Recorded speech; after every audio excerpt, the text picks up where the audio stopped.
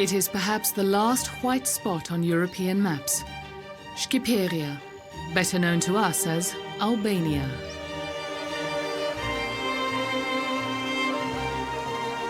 For decades, it's been completely sealed off from the outside world. Hardly anywhere else are bias and reality as far apart as here.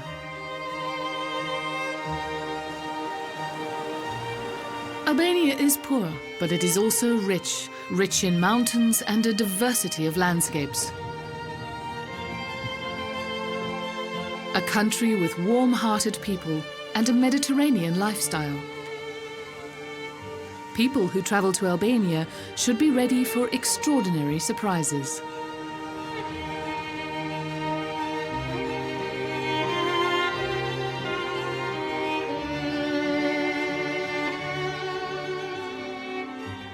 Albania is roughly the size of Belgium. Nearly 3 million people live in this small country in the Balkans, and more than a third of them live in the metropolitan area of the capital, Tirana. The second part of our journey takes us to the south and east of the country.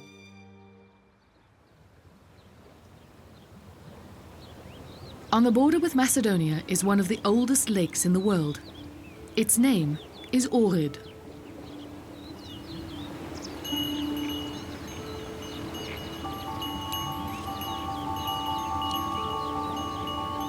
The 350 square kilometer Lake Ohrid is a so-called ancient lake.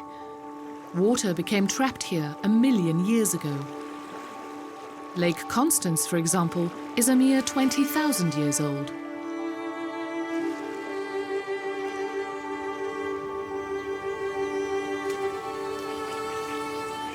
The shores of the lake are sparsely populated. For those who live here, life is not easy. The end of communism brought liberty to the people by the lake, but up to now, prosperity has not changed very much.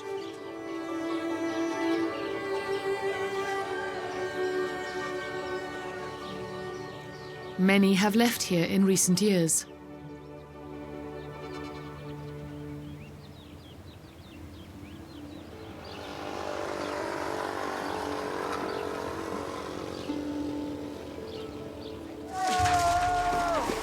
Summer holidays. Who knows? Perhaps these primary school children will soon move to the capital, Tirana, with their parents, or, like so many before them, leave Lake Ohrid for Western Europe.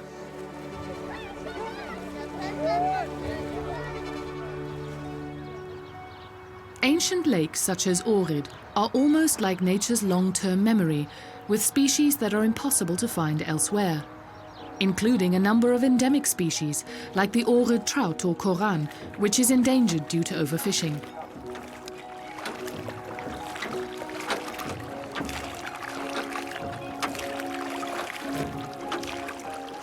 Fishing of any kind has actually been banned in Lake Ohrid for 2 years. Friends Flamo Selko and Astrid Toska do not take much notice of the law. The two fishermen have been trout fishing for decades. With their old boat, on good days they make just under 15 euros each.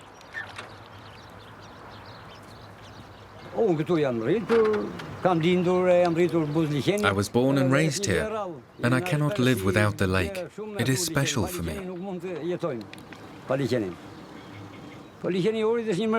The Ohrid Lake is a miracle. It's just beautiful. Some people also swim here. The lake is simply a really nice place. There are lots of fish here. Definitely 30 or 40 kinds of fish we have here. Trout, eels, and many other species. And of course the Koran. We call him the king of the lake. UNESCO declared Ohrid Lake a World Heritage Site in 1979 because of its more than 200 unique species. The Koran, which survived even the Ice Age, is today threatened with extinction and is still sold everywhere.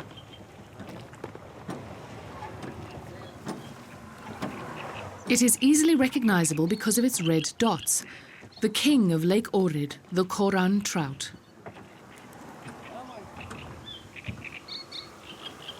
"16-year-old Frenis Cerbaci earns a little here in the summer holidays. It is not much, however. Today he sold only 3 fish. He makes about €1 profit per fish.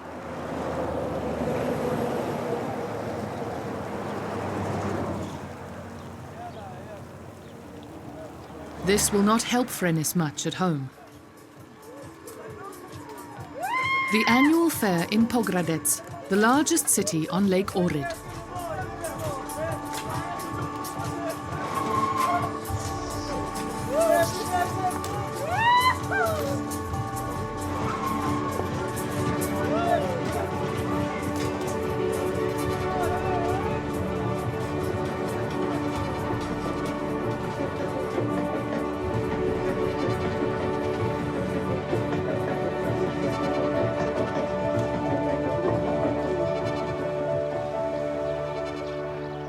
Next morning, we leave Lake Ohrid. Our goal is the largest city in southeastern Albania, Korçë.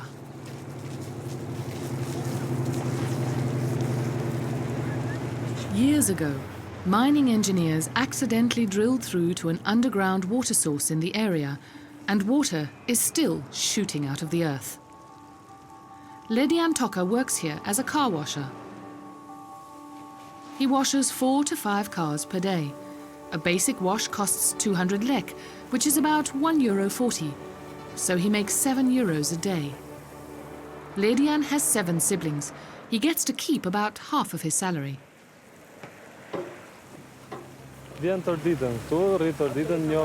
I'm here all day. I wait around all day. Nothing is certain, and you start to feel tired when you just have to wait. Sometimes a car comes, but many times there's nothing, which is quite frustrating.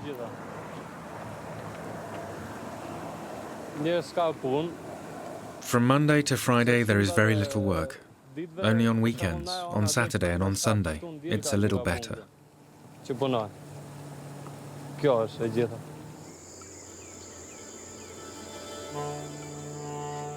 From the mountains at the edge of Lake Ohrid, we head south to the valley of Korçë.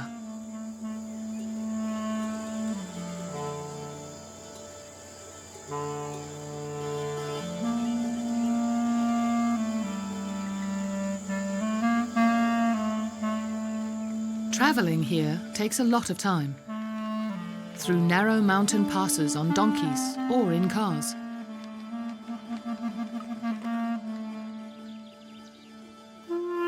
In the small towns and villages, the elderly often keep to themselves. The boys try their luck in the city.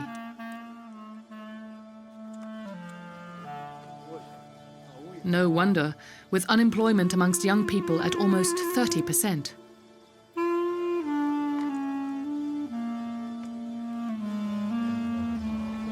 Young maths teacher Manuela Kreshka is lucky. She has 2 jobs. After school, she runs a cafe with her parents. The family bunker serves as a warehouse for the home-distilled schnapps. All through Albania, bunkers are everywhere. Nowhere in the world is there a higher density of bunkers, nearly 200,000 of them in total. In backyards, fields, in the middle of towns. In a country with less than 3 million people, they are the legacy of a fallen dictatorship. But if you ask Manuela about her personal relationship with a family bunker, you'll be surprised.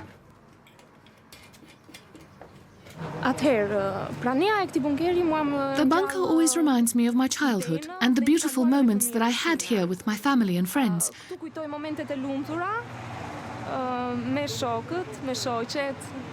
I feel free here, next to the bunker.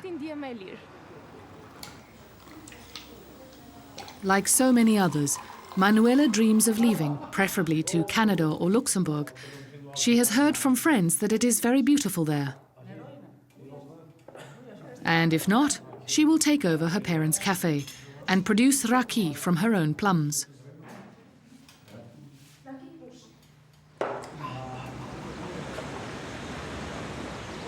With more than 50,000 inhabitants, Korçë is the center of the Albanian southeast.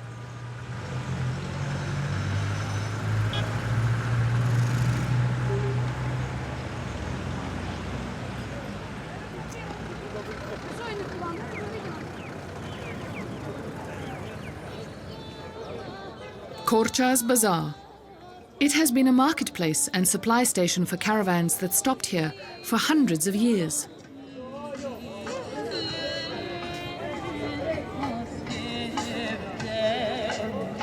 Here you will find shops and market stalls that will send Western visitors on a journey through time.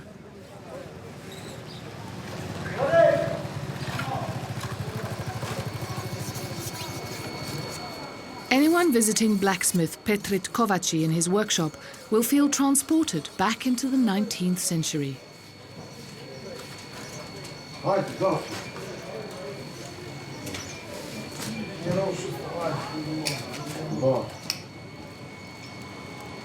Petrit is the 5th generation of blacksmiths in Korçë, and he learned everything he knows from his grandfather. Petrit has 2 sons. One is studying, the other runs a vegetable stall. Neither of them will continue the family tradition.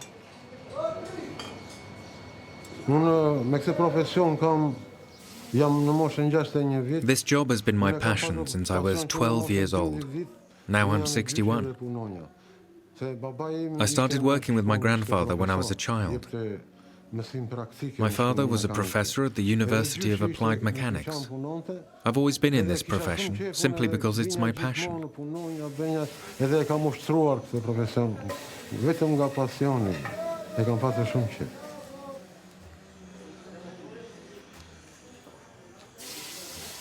For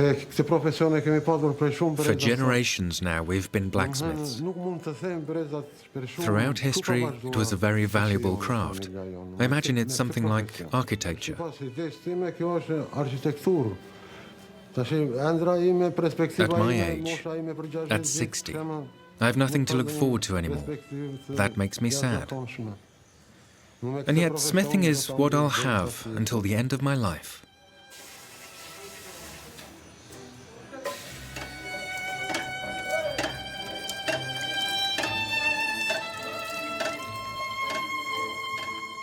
We continue southwards.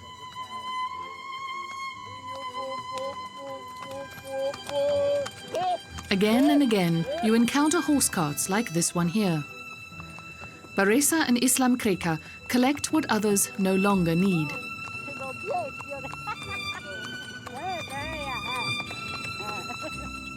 Regular rubbish collection doesn't really happen in the countryside. The Vjosa meanders through high gorges towards the Mediterranean. One of the very few rivers in the Balkans that still flow completely in their natural watercourse.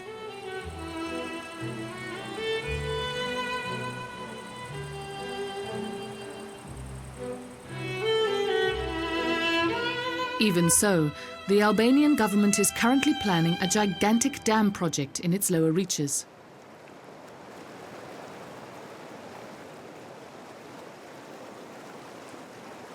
Biology professor Argir Proko is certain that would disturb the balance of nature of the river here in his home.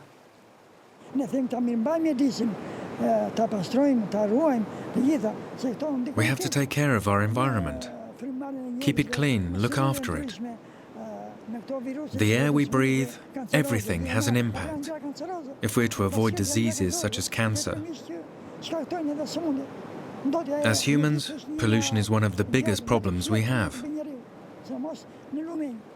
And the Vjosa is actually one of the cleanest rivers in all of Albania, especially here.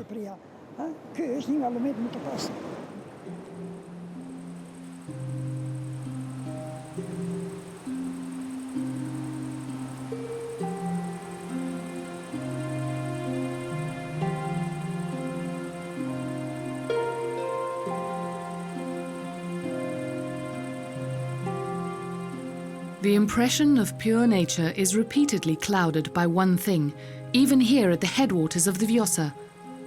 Rubbish. The whole country is strewn with illegal, unauthorized dumps.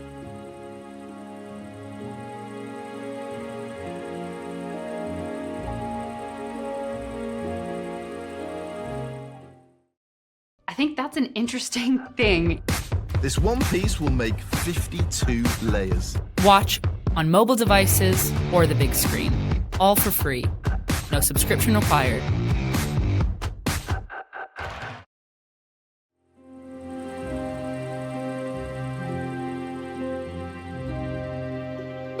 From the Vjosa, we come to the city of stone, to Gjirokastër.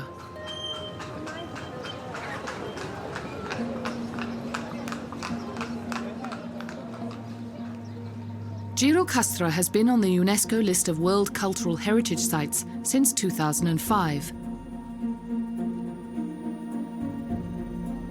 The houses resemble small fortresses and for centuries have characterized the area around the castle, today's Old Town. Necip Skenduli grew up in one of the most beautiful houses in town. The family of Enver Hoxha, who later became a dictator, lived close by. After taking power in 1944, Hoxha declared Necip's home to be state property. Only in the 90s did Necip get his 300-year-old birthplace back.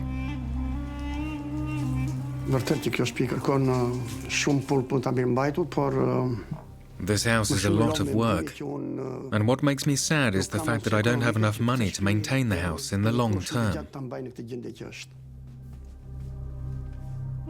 At the time, UNESCO allocated 2 million euros for preserving the most valuable houses in the city.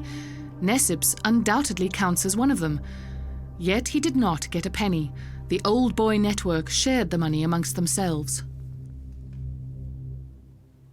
During the communist era, my family's hopes of getting our house back caused us much suffering. Although we knew that we would get the house back again at some point, my family has suffered a lifetime. We did eventually get our house, but we were never really morally recompensed.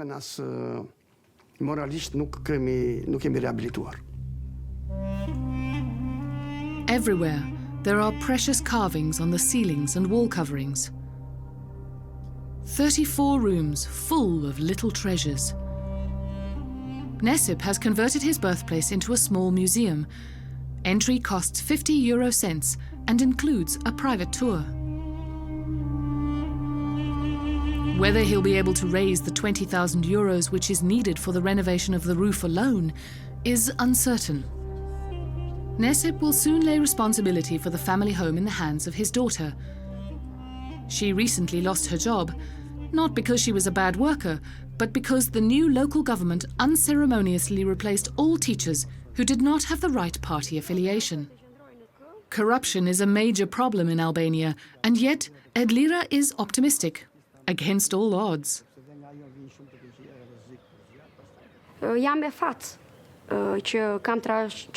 I feel blessed that I will inherit this house, even if I've never lived here. It is very valuable to me. This is not just a part of my family history, it's also a part of the history of all Gjirokastër.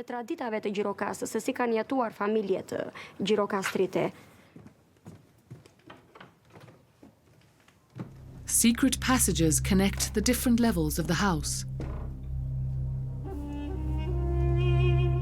During communist rule, Necip lived with his sister and parents in this room for 20 years. I was young, and I didn't really understand anything. But living in this room was like living in a small prison. Necip's father was tried and taken into custody. He was later convicted as an alleged secret agent.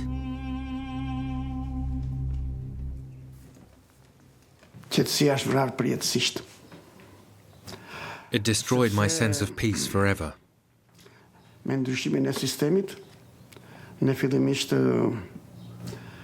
After the regime change, we were initially very happy, but over time our disappointment grew.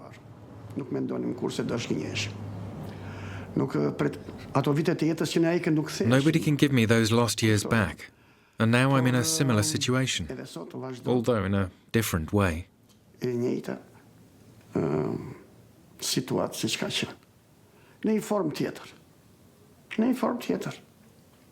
The bitter reality is that there is no democracy in Albania, even today, and it just makes me very sad. And those of us who are politically persecuted, we've not been compensated. What can you say?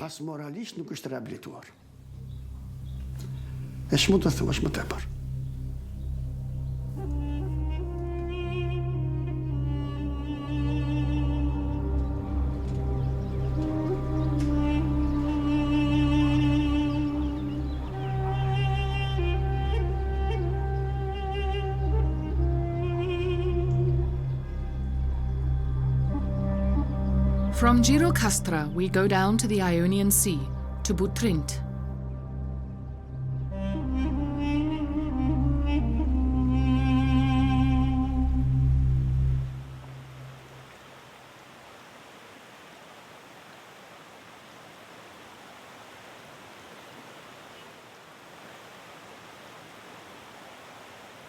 On the way to the Mediterranean is a mysterious place, Siri I Kalta, which, roughly translated from Albanian, means the blue eye.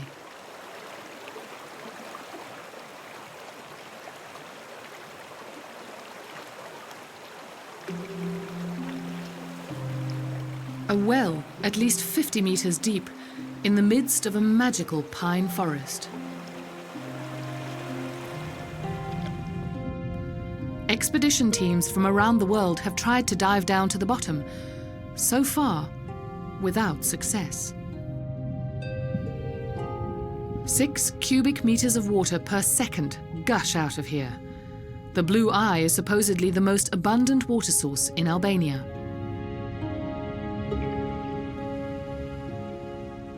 It is amazing how quickly the landscape changes in Albania. About 30 kilometers in one direction you will find rugged, mountainous terrain, and 30 kilometers to the other is the Mediterranean Sea. In between, at Siri Kalta, there is a jungle-like landscape, similar to Central or South America. In communist times, only the party elite were allowed entrance.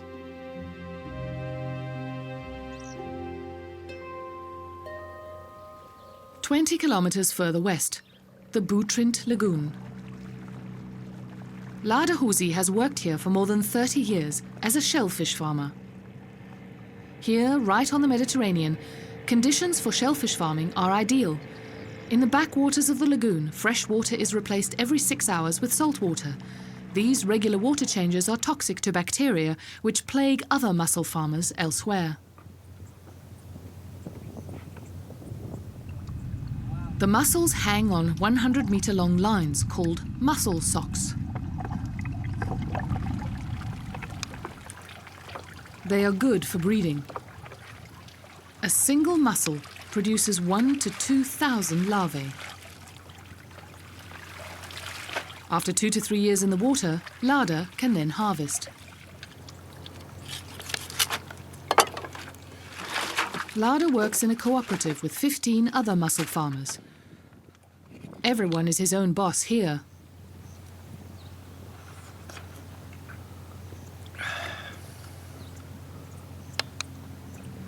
He spends 2 to 3 hours a day on the water.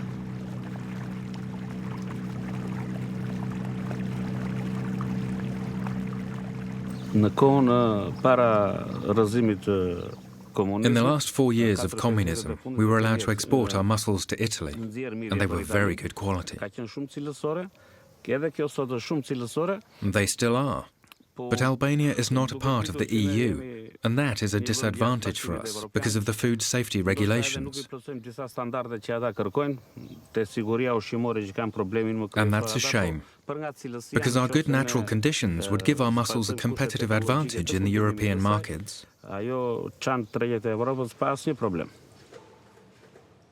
Back on land, the freshly harvested mussels are processed directly in the cold store. This belongs to the Mussel Farmers Cooperative, and when you go inside, you are surprised. No trace of rusty post-socialism.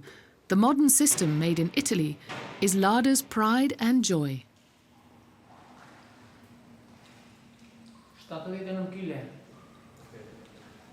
He brought in 41 kilos of mussels today.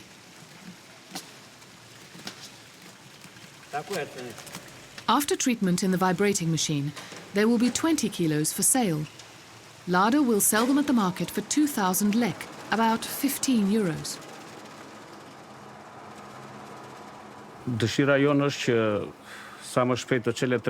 We want the mussel market to be opened as soon as possible for export. Then we could create 500 to 600 new jobs here in Butrint alone. Currently, there is only a fraction of that. If the European markets open up, we could get to work.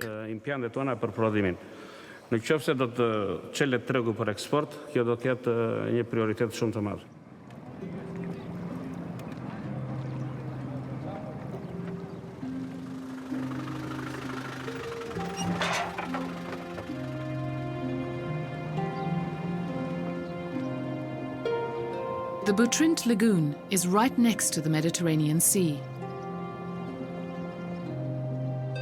It's also the most important archaeological site in Albania.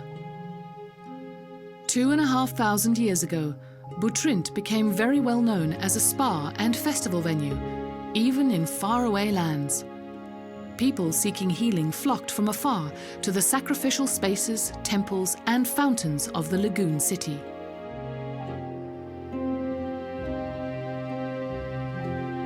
Troy in miniature, the Roman poet Virgil once wrote.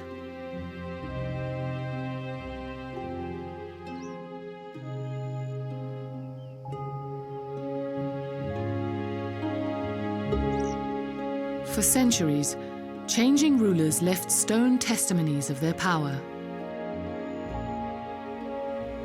The Turkish conqueror Ali Pasha built a fortress here many centuries later.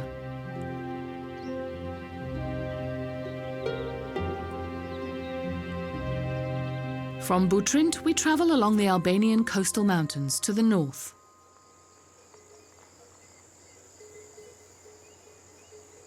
Dukat, in the heart of Albania, 800 meters above the Mediterranean. Singing is part of daily life here, a very early form of communication.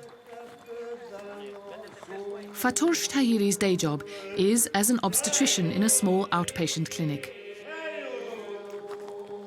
In his free time, he is head of the local polyphonic choir.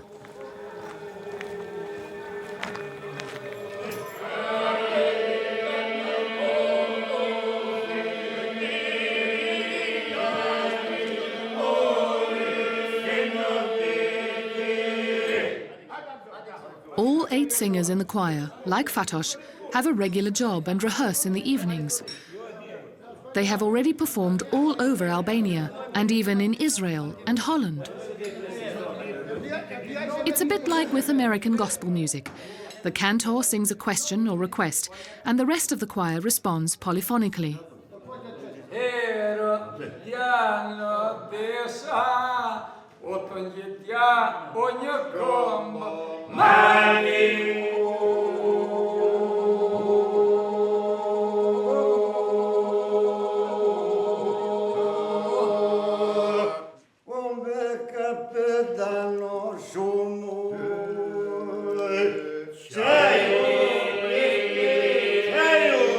The songs comprise the oral traditional history of this remote part of Albania and are passed from generation to generation through singing.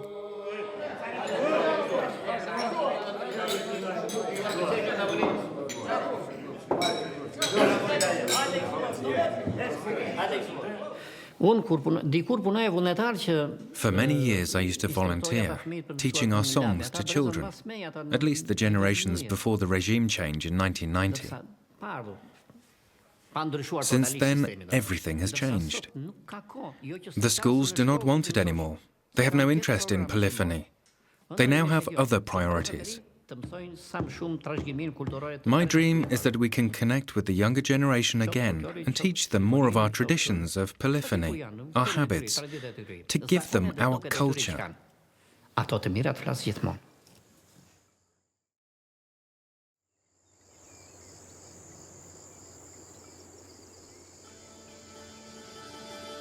Over the Logara Pass, and we go back to the Ionian Sea.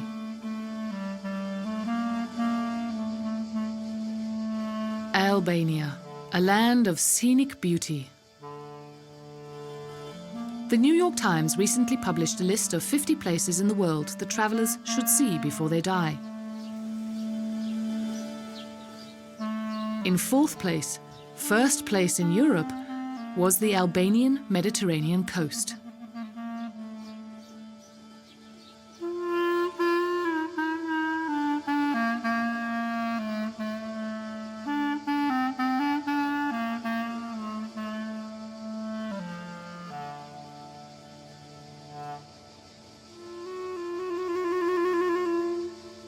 But Albania is also a country with scarily poor economic prospects. Every second young Albanian wants to leave the country.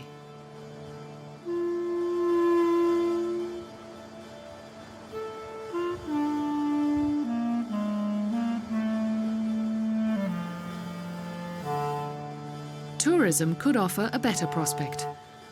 Crystal clear water and almost deserted beaches, things almost unknown in other countries nowadays.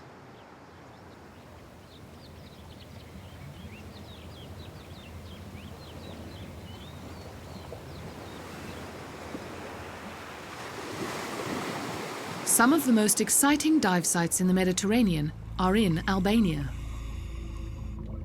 And nobody knows the underwater world here better than the 44-year-old Igli Pustina.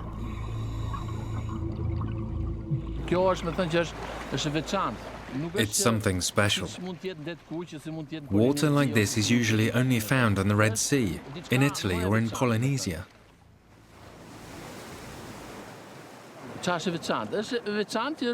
Mother Nature is almost untouched, and that makes it special.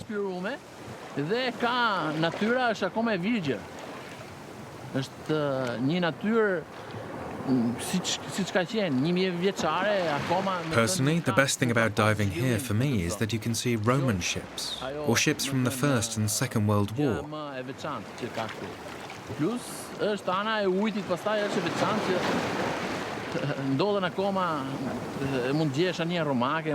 Whenever you go diving, it's an experience.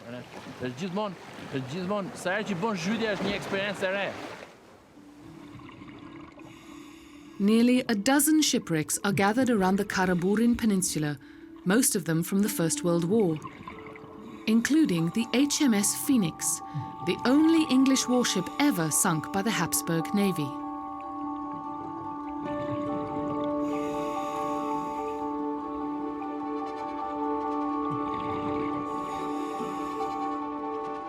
For the first time in their history, Albanians are not only independent, but also free.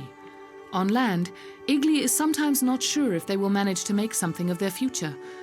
Down here in the crystal clear waters of the Ionian Sea, however, these doubts are far away.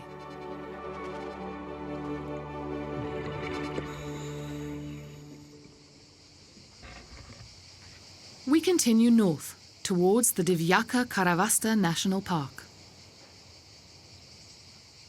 Karavasta is one of 14 national parks in Albania, quite a lot for a small country. But national parks here are often purely paper parks. They exist only on paper, without there being any real protective measures for the ecosystem. In Karavasta, the largest lagoon in Albania, things are different. One of the two largest Dalmatian pelican colonies in Albania is here. These animals have become extinct in many places in Europe, and even in Albania, their numbers fell for years. Lately, however, the numbers have been growing again. Ornithologist Dorian Nasi has counted nearly 50 breeding pairs in Karavasta this spring.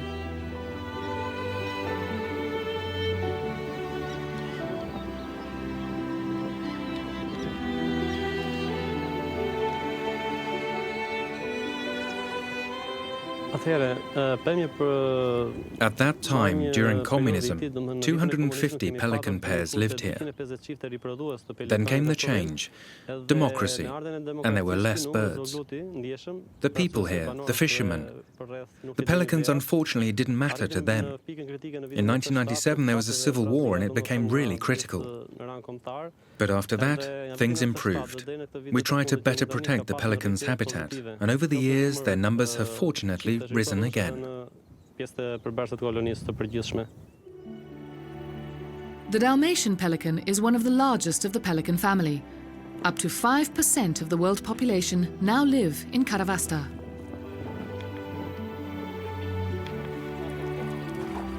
Before, local fishermen often took no notice of the pelicans. For several years now, boys have been keeping them at a distance, and just as importantly, Dorian Nazi and his staff have been able to significantly reduce the wastewater discharges into Karavasta.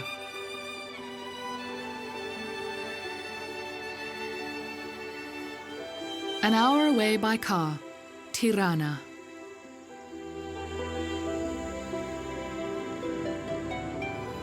Tirana is not only the capital of Albania, it is also the center of a liberal and open-minded Islamic community, Bektashis, they call themselves.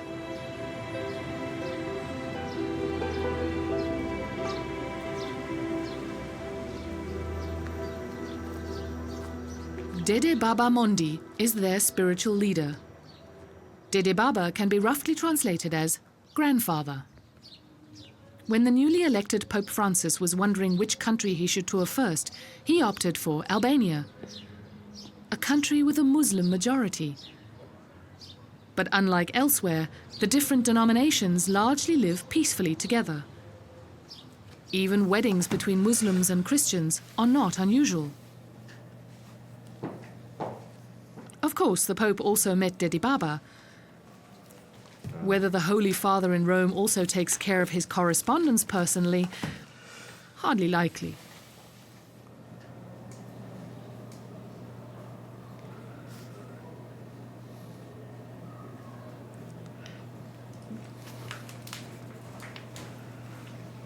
With its tolerance and its undogmatic form of Islam that even allows images of the Prophet, the Bektashis show that Muslims and Christians can live peacefully together.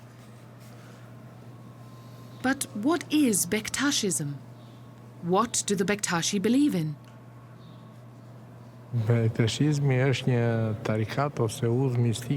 We know 4 tariqas or mystical ways. Bektashism is one mystical path of Islam. We're very liberal in the sense that all the people are the same to us, no matter what religion, national origin, political ideas, colour or race they are. We respect both sexes, and for 800 years they have been doing their rituals in dervish monasteries together. Women do not wear a headscarf, because we believe that a person's character is crucial. No matter how veiled a person is, if he wants to do something bad, he will do it. A scarf cannot alter that. People must be free before God and before the law. This freedom helps people to use their minds to distinguish the good from the bad. Under communism, Albania was the only officially atheist country in the world. All religions were banned.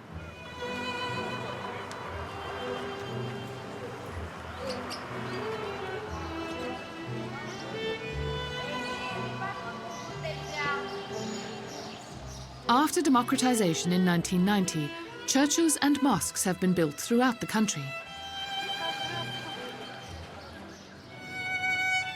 The world center of the Bektashi order, something like the Vatican or Mecca, on the outskirts of Tirana.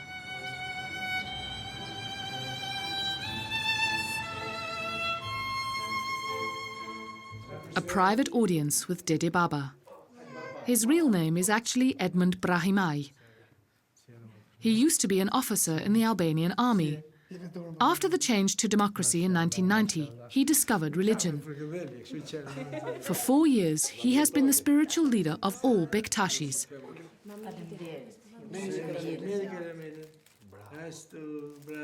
Every follower can get personal advice from him about vital issues.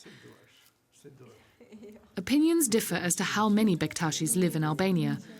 According to official figures, just over 60,000. Dede Babamondi is sure that there are considerably more.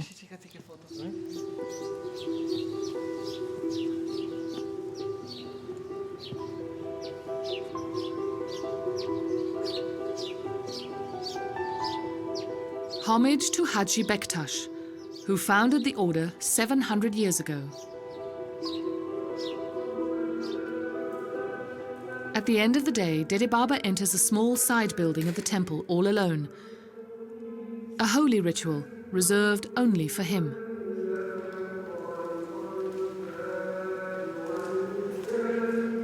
Through the night, he says goodbye to his predecessors, the spiritual leaders of the Bektashis. For decades, they were persecuted. Many of them were killed for their faith.